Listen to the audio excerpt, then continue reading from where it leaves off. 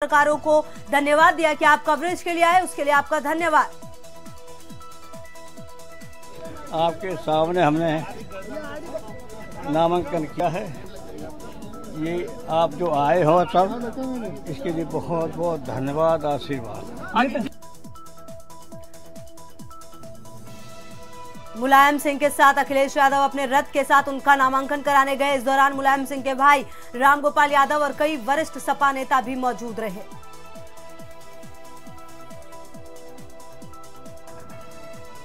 मुलायम सिंह यादव के नामांकन से पहले भाई शिवपाल उनसे मिलने पहुंचे। शिवपाल यादव नामांकन कराने साथ नहीं गए। शिवपाल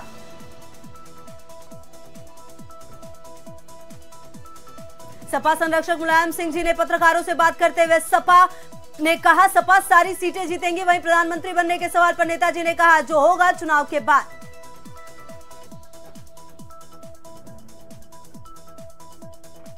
सीएम योगी आदित्यनाथ ने कांग्रेस अध्यक्ष राहुल गांधी पर बोला जोरदार हमला। कहा कांग्रेस अध्यक्ष अगर अमेठी सीट छोड़ के दूसरी जगह से लड़ते हैं तो इसका मतलब अमेठी की जनता पर उन्हें भरोसा नहीं है। राहुल के इस फैसले का जनता जवाब देगी। सीएम योगी आदित्यनाथ ने कांग्रेस अध्यक्ष राहुल गांधी पर जोरदार हमला बोला है। कांग्रेस अध्यक्ष अगर अमेठी सीट छोड़ के दूसरी जगह से चुनाव लड़ते हैं तो इसका मतलब अमेठी की जनता पर उन्हें भरोसा नहीं है। राहुल के इस फैसले का जवाब जनता देगी। कांग्रेस के राष्ट्रीय अध्यक्ष 4 पीढ़ी की अपनी सीट को छोड़ते हैं, इसका मतलब अमेठी की जनता पर अब उन्हें विश्वास नहीं है। स्वाभाविक रूप से कांग्रेस को उसके कृत्यों की सजा मिलनी ही चाहिए। अमेठी के लिए, अमेठी की जनता के साथ जो धोखा उन्होंने किया है उसका समय आ चुका है और जनता जोरदार तरीके से उसका जवाब देगी। और मुझे लगता है यही भय उन्हें यहां से प्लान करने के लिए मजबूर कर रहा है। महेंद्र नाथ पांडे ने चंदौली में प्रचार के दौरान पत्रकारों से बात करते हुए कहा चंदौली और बनारस की जनता मोदी जी को बेहद प्यार देगी और मैं चंदौली और बनारस की जनता को प्रणाम करता हूं। दोबारा लोकसभा चंदौली के प्रत्याशी के रूप में श्री नरेंद्र मोदी जी का, श्री अमित शाह जी का हृदय से धन्यवाद करते हुए अपने क्षेत्र के मतदाताओं को प्रणाम करने के लिए निकला हूं और अपने कार्यकर्ता साथियों को नमस्कार करने के लिए, उनके भी सहयोग के लिए आभार व्यक्त करने निकला हूं और जो हमारे पूज्य देवस्थान हैं उनको प्रणाम करने निकला हूं। भाजपा प्रदेश अध्यक्ष ने मायावती पर बोला हमला। कहा मायावती घबरा गई हैं। मायावती ने अपनी सुनिश्चित हार को आगामी दिनों में देख करके बचने का रास्ता तलाशा है क्योंकि यह साबित हो चुका है मायावती का प्रिय गरीब नहीं है, दलित नहीं है, बल्कि दौलत है।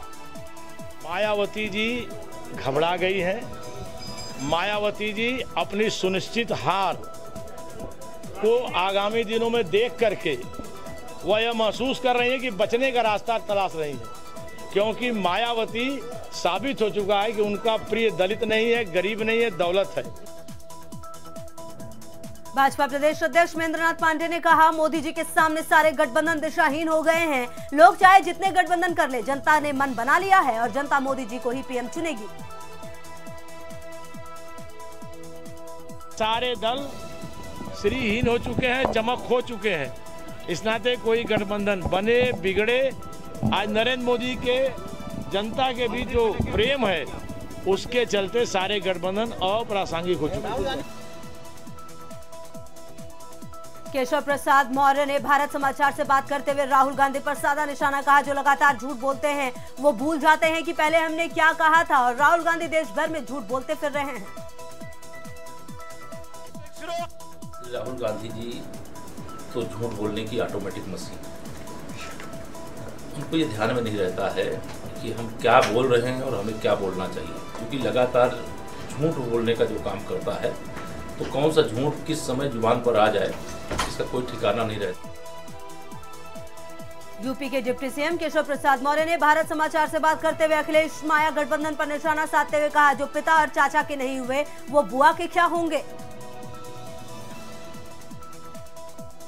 अखिलेश जी के लिए इतना ही कहता हूं कि जो श्री अखिलेश यादव जी अपने पिताजी के नहीं हुए, अपने चाचा जी के नहीं हुए, वो अपने बुआ जी के क्या होंगे और प्रदेश की जनता के क्या होंगे।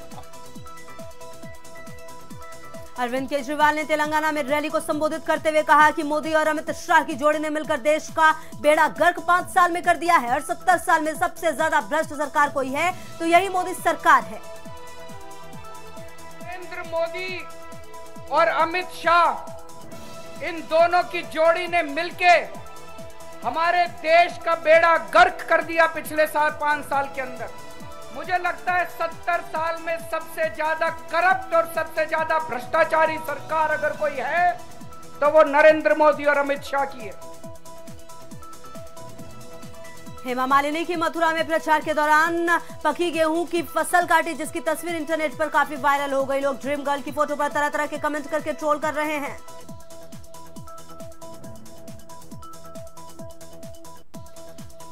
वोट मांगने के लिए अपनी लोकसभा सीट पर निकले भाजपा के फायर ब्रांड प्रवक्ता संबित पात्रा ने जनता का वोट पाने के लिए दिखाई 14 कलाएं।